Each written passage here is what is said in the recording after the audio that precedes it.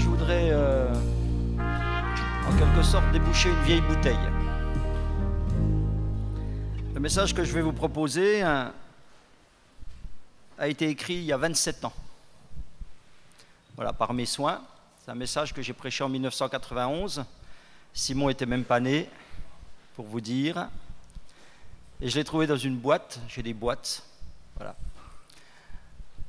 Alors, j'ai fait l'effort de le recopier pour m'en imprégner, mais j'ai rien changé. Je vous le prêche tel que je l'ai écrit il y a 27 ans, pour que vous vous rendiez compte aussi que les années passent, les décennies passent, mais les mêmes choses peuvent être prêchées, sans cesse, sans cesse. Voilà, ce message s'intitule « Les réflexions de Pierre ». Et je vous lirai 3 passages dans l'évangile de Marc.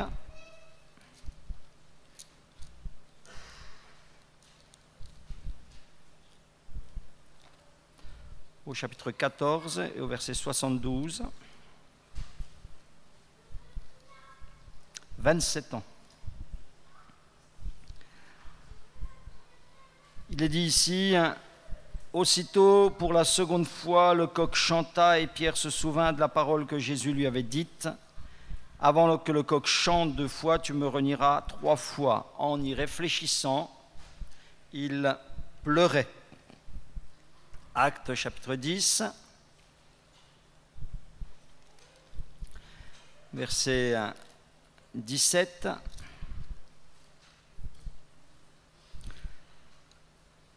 Tandis que Pierre ne savait en lui-même que penser du sens de la vision qu'il avait eue, voici des hommes envoyés par Corneille s'étaient mis en quête de la maison de Simon. Ils se présentèrent à la porte et demandèrent à haute voix si c'était là que logeait Simon, surnommé Pierre. Et comme Pierre réfléchissait à la vision, l'Esprit lui dit « Voici 3 hommes te demandent, lève-toi, descends et pars avec eux sans hésiter. » Et au chapitre 12 du même livre et au verset 12, verset 11, revenu à lui-même, Pierre dit « Je vois maintenant d'une manière certaine que le Seigneur a envoyé son ange et il m'a délivré de la main d'Hérode et de tout ce que le peuple juif attendait. » Après avoir réfléchi, il se dirigea vers la maison de Marie, mère de Jean, surnommée Marc, où beaucoup de personnes étaient réunies et priaient.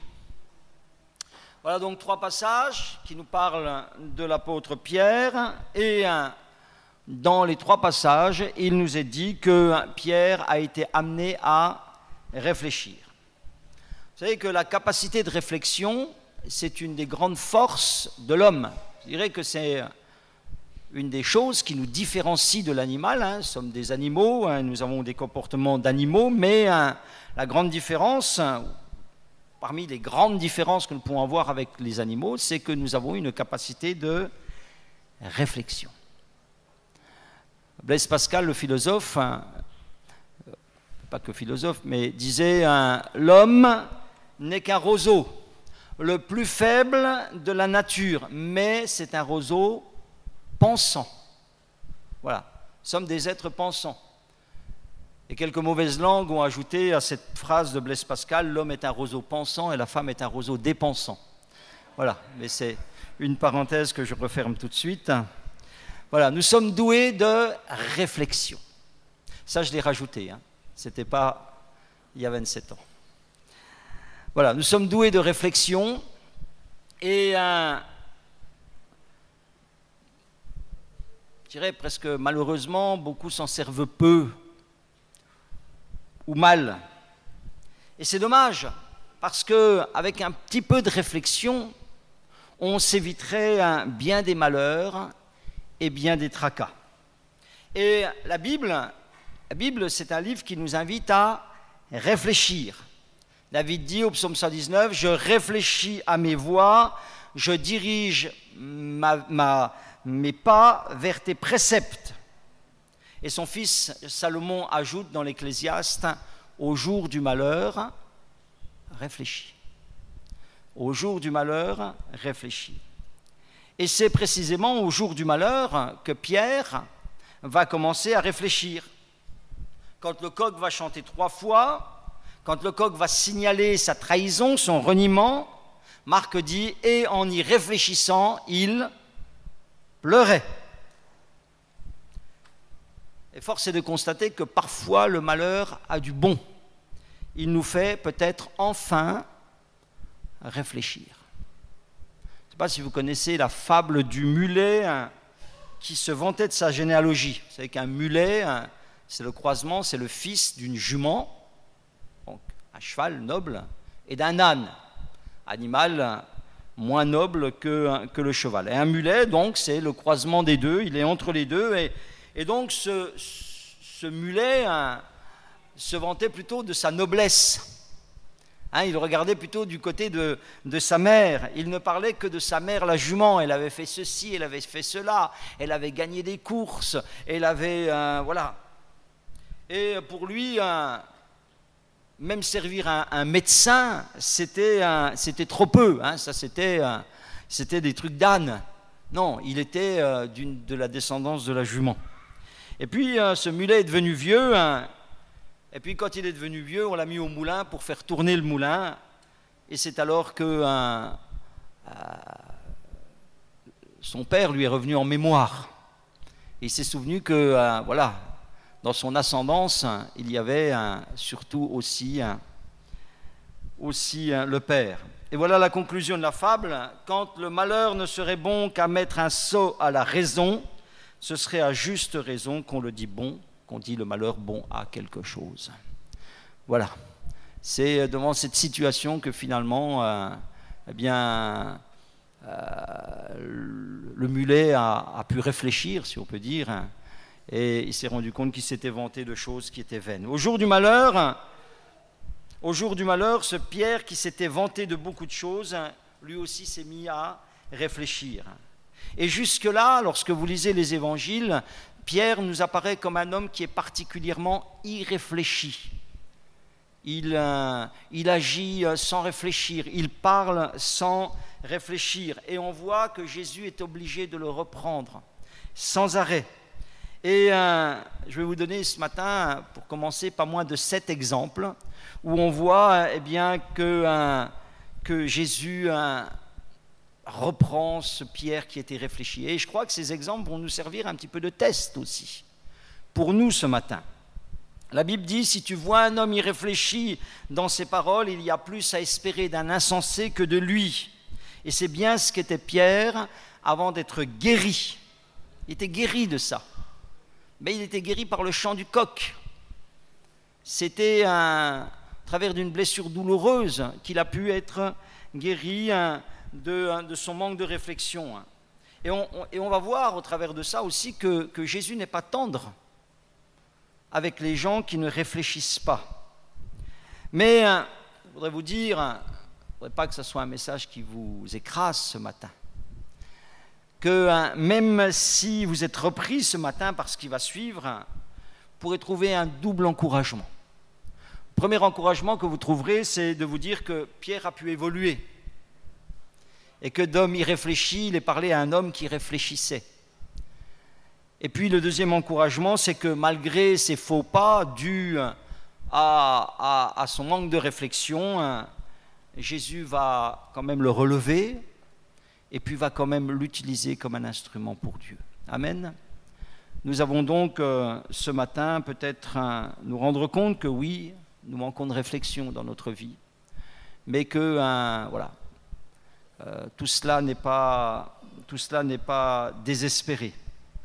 Seulement, c'est vrai, si Pierre avait réfléchi un petit peu plus tôt, il serait allé plus vite, certainement, et il se serait évité beaucoup de difficultés et d'humiliations. Voici donc les 7 occasions où on voit un Pierre irréfléchi dans les évangiles. Commençons par Matthieu 15.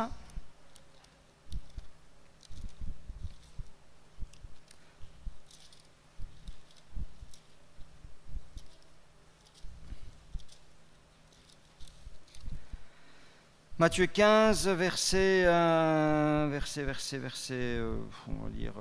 14. Jésus donne une série de paraboles, voici la dernière. Laissez-les, ce sont des aveugles qui conduisent des aveugles. Si un aveugle conduit un aveugle, ils tomberont tous deux dans une fosse. Pierre, prenant la parole, lui dit « Explique-nous cette parabole ».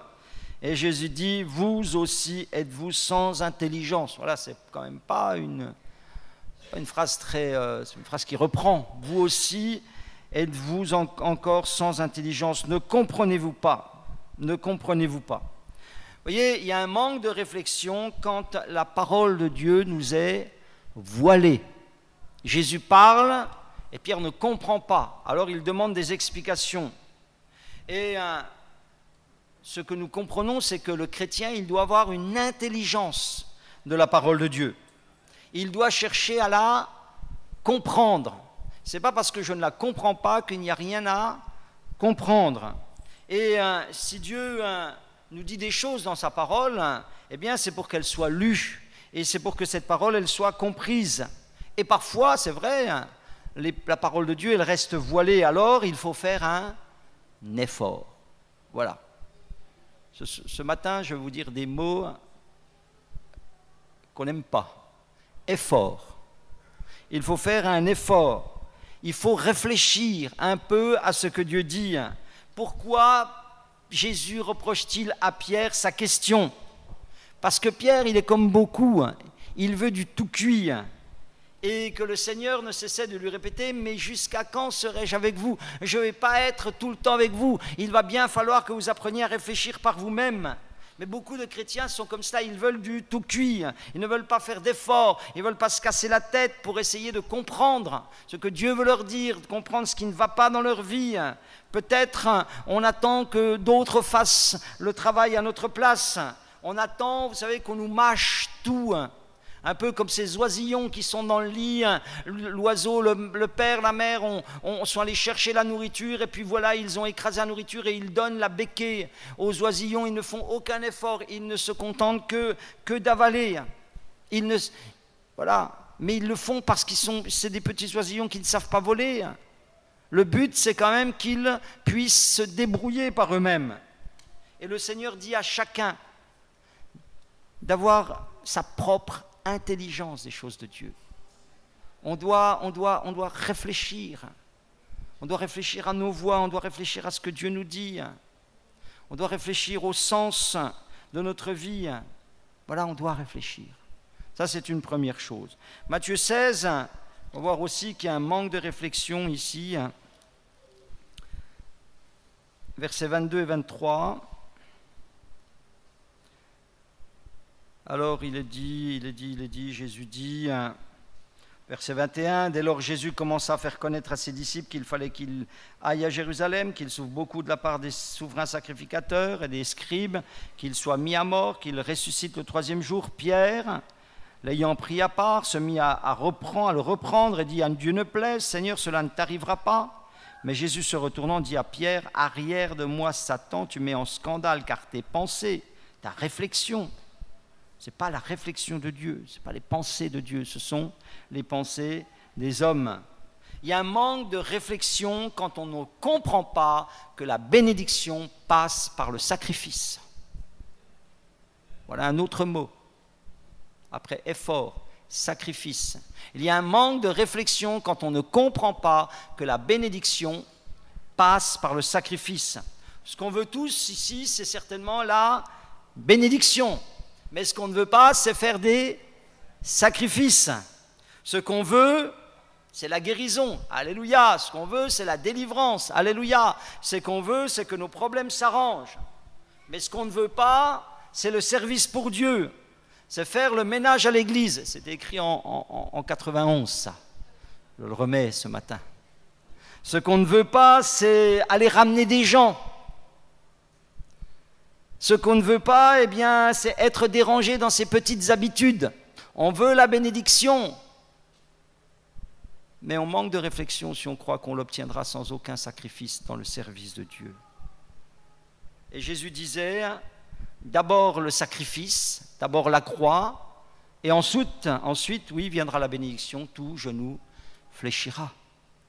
Il disait, si le grain de blé ne tombe en terre et ne meurt, si le grain de blé Et il parlait de lui, il parlait de ses disciples. Si le grain de blé ne tombe en terre et ne meurt, il ne peut porter du fruit. Et lorsque Jésus parle, il dit, il va falloir que je meure à Jérusalem. Pierre lui dit, mais si on laissait un petit peu de côté le sacrifice, et voyez la réponse cinglante du Seigneur, arrière de moi, Satan, tu mets en scandale. Voilà. J'aimerais vous rappeler ce matin que la vie de Dieu, la vie éternelle, la vie spirituelle, la vie abondante promise par le Seigneur vient du sacrifice du Seigneur. Mais elle pourra se poursuivre si dans notre vie aussi il y a cette capacité de sacrifice. Si dans notre vie il n'y a pas de sacrifice, il se peut que nous n'ayons que l'illusion de la vie. Nous devons, je crois en tous les cas, réfléchir à cela. Troisième occasion, c'est Luc chapitre 9, verset 33.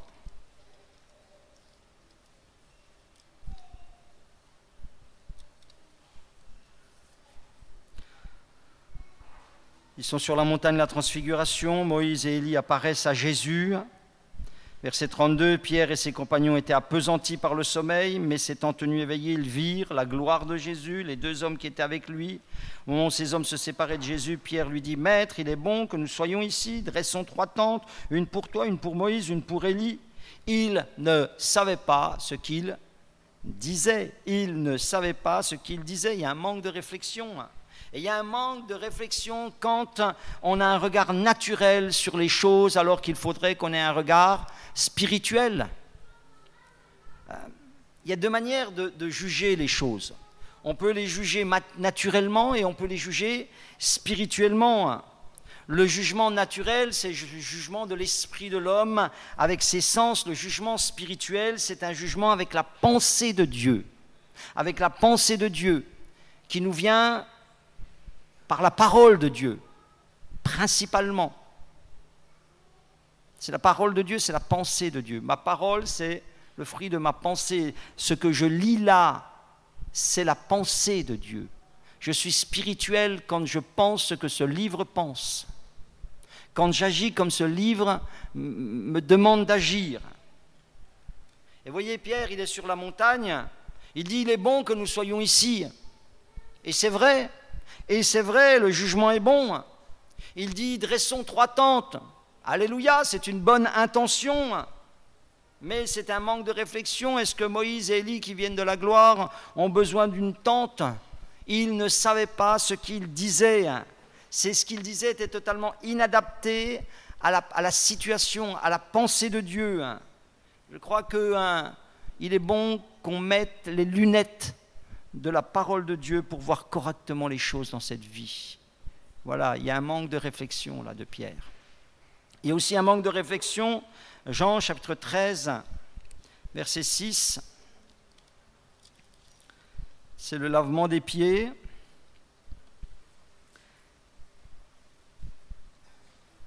Jésus, verset 3, qui savait que le Père avait remis toutes choses entre ses mains, qu'il était venu de Dieu, qu'il s'en allait à Dieu, se leva de table, ôta ses vêtements, prit un linge dont il se ceignit, le mit autour de lui, et ensuite il verse de l'eau dans un bassin, il se met à laver les pieds des disciples et à les essuyer avec du linge dont il était saint.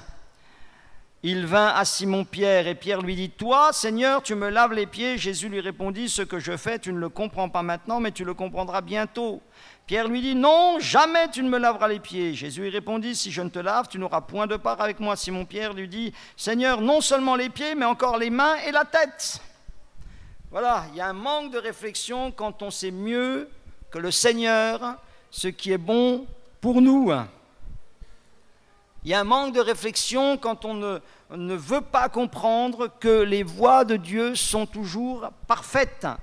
Combien de fois sommes-nous, nous aussi, réticents au chemin par lesquels le Seigneur veut nous faire passer? Là, il veut lui laver les pieds. Et il dit, non, non, ça n'a rien à... Pas question. Pas question. Et puis elle lui dit, ben, si je ne te lave pas les pieds, si tu ne passes pas par là, eh bien tu ne vas pas pouvoir obtenir des choses. Alors il dit, bon ben d'accord. Vous savez, si on croit qu'on est sauvé, si on croit qu'on appartient à un Dieu vivant, alors il faut aussi qu'on soit cohérent, il faut qu'on soit logique. Et il faut qu'on croie que Dieu nous accompagne en tout temps et que les chemins de Dieu sont parfaits. Ça, on le chante. Ça, on le chante. Son chemin est toujours parfait. Mais est-ce qu'on le croit? Mais est-ce qu'on le croit pour notre vie? Est-ce qu'on le croit quand ces chemins passent par la solitude? Est-ce qu'on le croit quand ces chemins passent par le désert? Est-ce qu'on le croit quand ces chemins passent par l'opposition? Est-ce qu'on le croit quand ces chemins nous font passer par la sombre vallée? Pierre, c'est quelqu'un d'excessif. Parce que les gens y réfléchissent, c'est des gens excessifs. Vous reconnaissez les gens qui ne réfléchissent pas parce qu'ils sont excessifs. Vous voyez le verset 8, quand il va pour lui laver les pieds, il dit non, jamais. Non, jamais, ça veut dire rien. Et l'instant d'après, il lui dit non seulement les pieds, mais aussi les mains et la tête. Tout. Voilà, c'est des gens, ils passent du tout au rien, du rien à tout. De rien à rien du tout. Envie de lui dire, du calme Pierre, respire, keep cool, tranquille. Voilà, Dieu a un plan, laisse-le faire. Dieu a un plan pour ma vie, Dieu a un plan pour ta vie, alléluia, laisse-le faire. Jean 13, 36, il y a un manque de réflexion là, et Jésus est obligé de le reprendre, de le cadrer. Là encore, Simon-Pierre lui dit, verset 36, « Seigneur, où vas-tu » Jésus répondit, « Tu ne peux pas maintenant me suivre où je vais, mais tu me suivras plus tard. » Seigneur, lui dit Pierre, « Pourquoi ne puis-je pas te suivre maintenant? Je donnerai ma vie pour toi. » Jésus répondit, « Tu donneras ta vie pour moi? En vérité, je te le dis, le coq ne chantera que tu ne m'aies renié 3 fois. » Il y a un manque de réflexion quand on présume de ses forces. Quand on présume de ses forces. Voici quelques versets de la Bible. « Que celui qui croit être debout prenne garde de tomber. » C'est une réalité, c'est une vérité. Vous savez, vous connaissez peut-être l'histoire de la fable aussi du moucheron avec le lion. C'est un moucheron qui était très fier de sa victoire parce qu'il avait rendu fou un lion. Il avait tourné autour de lui, virevolté autour de lui, et il avait épuisé le lion, et le lion avait tout fait pour le prendre. Il avait sauté, il avait donné des coups de patte, et puis il s'était écrasé de fatigue. Et le moucheron s'en allait en claironnant et en chantant sa victoire, et paf, l'imbécile, il se prend dans une toile d'araignée. Voilà. Ne présumons pas de nos forces. Ne présumons pas de nos forces. Ne nous vantons pas du lendemain. Nous avons besoin de la parole de Dieu, nous avons besoin de l'assemblée, nous avons besoin d'être soumis à des autorités spirituelles pour ne pas faire n'importe quoi. Ne présumons pas de nos forces. Ce n'est pas parce qu'on a remporté une petite victoire ici ou là voilà, qu'on ne va pas rencontrer des obstacles plus difficiles dans notre vie. Pierre a suivi le Seigneur pendant 3 ans. Et on voit qu'il manquait encore beaucoup de réflexion. Il manquait encore beaucoup de réflexion. Matthieu 26, 33, une 6e occasion où on voit le manque de réflexion de Pierre qui est mis en évidence. Matthieu 26, 33. Pierre, prenant la parole, lui dit « Même si tu étais pour tous une occasion de chute, tu ne le serais jamais pour moi. » On lit ça, on a envie de lui dire « Mais tais-toi. Ah, mais tais-toi un peu. » Jésus lui dit « Je te le dis en vérité, cette nuit même, avant que le coq chante, tu me renieras 3 fois. » Il y a un manque de réflexion quand on se croit meilleur que les autres. Quand tu serais pour tous une occasion de chute, tu ne le serais pas pour moi. Voici encore des versets de la parole de Dieu. Si quelqu'un pense être quelque chose, quoi qu'il ne soit rien, il s'abuse lui-même. Ou encore, ça c'est dans Galates, ou encore dans Corinthiens, il est dit « Qu'as-tu que tu n'aies reçu ? Et si tu l'as reçu, pourquoi te glorifies-tu comme si tu ne l'avais pas reçu ?» Nous devons réfléchir et ne pas avoir une trop haute opinion de nous-mêmes, de peur que nous ne l'apprenions à nos dépens. Voilà, je suis meilleur que les autres. Mais non, Pierre, tu vois bien, le lendemain, aura suffi à te convaincre du contraire. Jean, chapitre 18, verset 10. Voici la 7e et dernière occasion que je vous propose ce matin.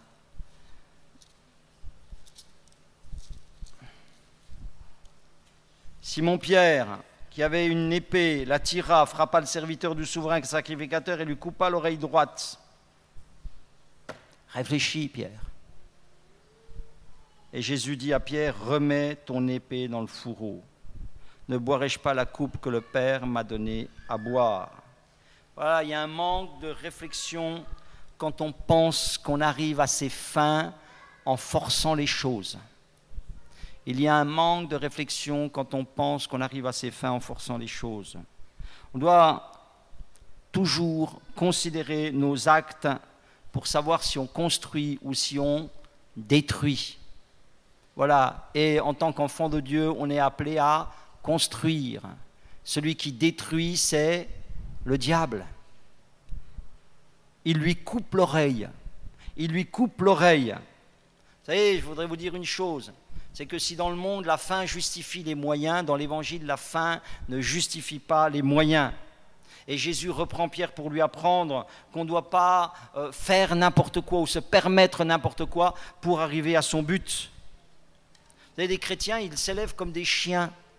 Ensuite, ils se mordent entre eux. C'est pas comme ça.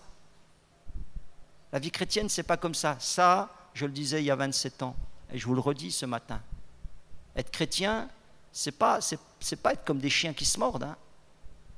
Ce n'est pas l'évangile. Si vous vous mordez les uns les autres, dit l'Écriture, faites attention que vous soyez détruits les uns par les autres. Pierre, remets ton épée dans ton fourreau. Et toi, tourne cette fois ta langue dans ta bouche avant de porter un coup avec ta bouche. C'est ça, l'évangile. Il faut qu'on réfléchisse à ce que Dieu veut qu'on devienne, à ce que Dieu veut qu'on soit. Dieu veut voir notre christianisme. Et on le voit cette fois, et certainement plus, les évangiles ne nous rapportent pas tout, mais on le voit que Pierre est repris par Jésus. Mais ça n'a pas l'air de le gagner, de le transformer. Et c'est au jour du malheur, au jour du reniement, que Pierre va vraiment commencer à réfléchir. J'aimerais qu'on revoie rapidement les 3 réflexions de Pierre, parce que c'est des choses pour nous aussi. Voilà, on doit réfléchir comme il a réfléchi. C'est une bonne réflexion. Quand il s'est mis à réfléchir, il a été gagnant.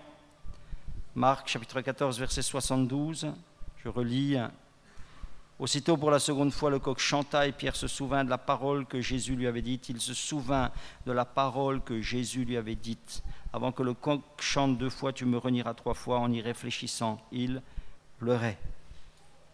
Pierre nous montre à réfléchir sur nous-mêmes et à réfléchir sur ce qu'on a fait de la parole de Dieu, la parole de Jésus que nous avons entendue. Il se souvint de la parole de Jésus. Pierre réfléchit à ce que Jésus lui a dit, il réfléchit à ce qu'il en a fait, il réfléchit à ce qu'il est finalement réellement. Est-ce qu'on peut parfois réfléchir à tous les messages qu'on a entendus? Frère, c'était un bon message ce matin, ok. Qu'est-ce que tu en as fait dans ta semaine? Qu'est-ce que tu en as fait dans ta semaine? Et il réfléchit à ça, aux paroles qu'il a entendues, à ce qu'il en a fait, à ce qu'il est réellement. Finalement, il peut constater quoi? Qu'il n'est pas meilleur que les autres. Il peut constater qu'il n'est pas le plus fort. Et quand Pierre réfléchit là, il pleure, il se sent coupable. Il pleure et il réalise ses manquements. Et l'Esprit le convainc de pécher. Alors il pleure. Et frères et sœurs, il est bon que nous soyons convaincus de péché. Il est bon que nous soyons convaincus de péché. Il est bon que l'Esprit de Dieu touche notre conscience. Il est bon qu'il produise de la tristesse en nous. parce que c'est de la bonne tristesse. C'est la tristesse de Dieu dont on ne se repent pas, dit l'Écriture. C'est la tristesse de Dieu qui nous pousse à nous repentir, qui nous pousse à changer. Il est bon de réfléchir à nos manquements et de nous engager à changer pour devenir semblable à Christ. Et cette histoire nous dit qu'il y a un rétablissement promis à tous ceux, il y a un rétablissement promis à tous ceux qui ont réellement et sincèrement envie de changer. Est-ce qu'un homme comme Pierre pouvait être rétabli après ce qu'il avait fait? Je ne te connais pas, je ne connais pas cet homme, ce reniement. Paie mes brebis. Amen. Nous avons un Dieu merveilleux. Alléluia. Mais la base de ça, c'est parce qu'il a réfléchi. Et que quand il a réfléchi, il a pris ensuite les bonnes décisions. Pierre, il a réfléchi, il a pu réaliser finalement que Jésus le connaissait très bien. Que Jésus le connaissait très bien, que Jésus le connaissait bien mieux que lui. Et qu'il savait ce qui lui convenait. Alléluia. Et en réfléchissant, si vraiment nous réfléchissons à comment Dieu a conduit nos vies, pourrons pleurer sur l'amour de Dieu. Pourrons pleurer sur l'amour de Dieu qui ne laisse rien au hasard dans nos vies. Alléluia. Amen. Et en y réfléchissant, il pleurait. Mais ces pleurs-là, voilà, quand ils ont coulé, certainement ils étaient difficiles, mais ils ont été bénéfiques. Combien ils ont été bénéfiques dans sa vie. Dans le livre des Actes, la deuxième fois où il nous est dit que Pierre réfléchit, Acte 10,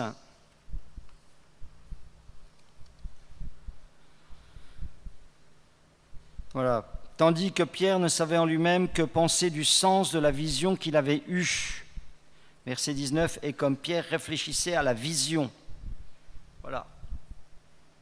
Pierre nous montre, nous enseigne à réfléchir au pourquoi de ce que Dieu nous a donné.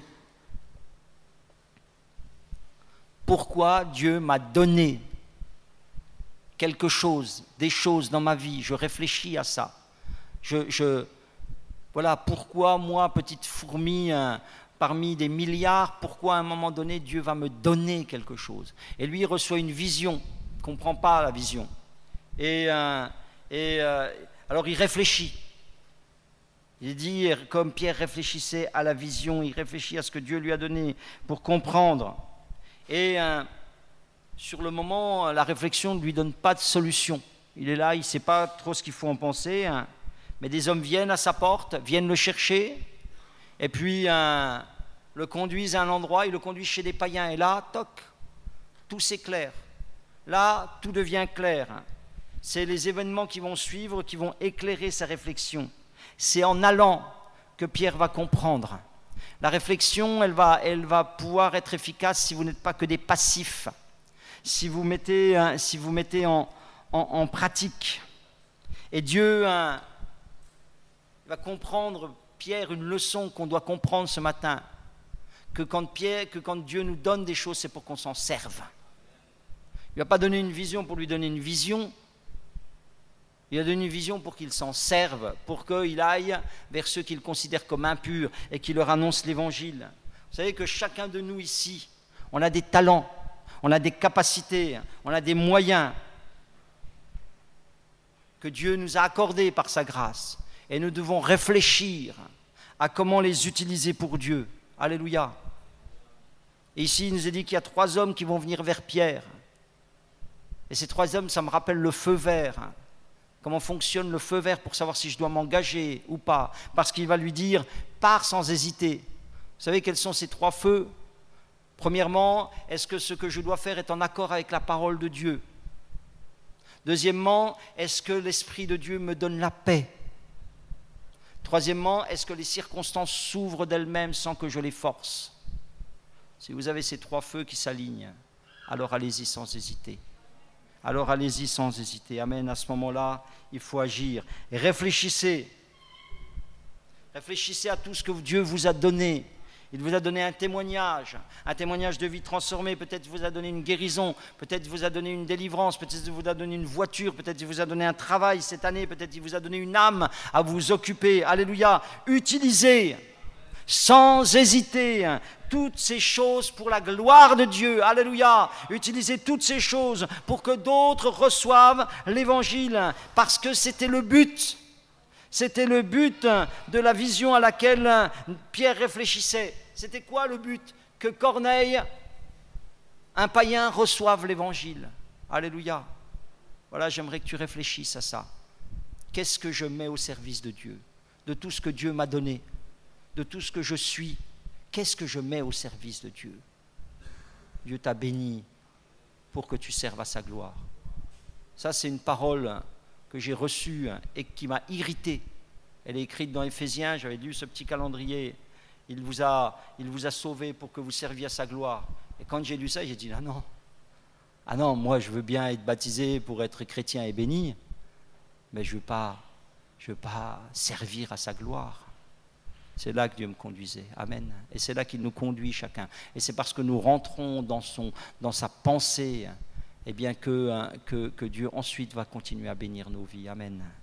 Et pour finir, la dernière réflexion, Actes chapitre 12, verset 12.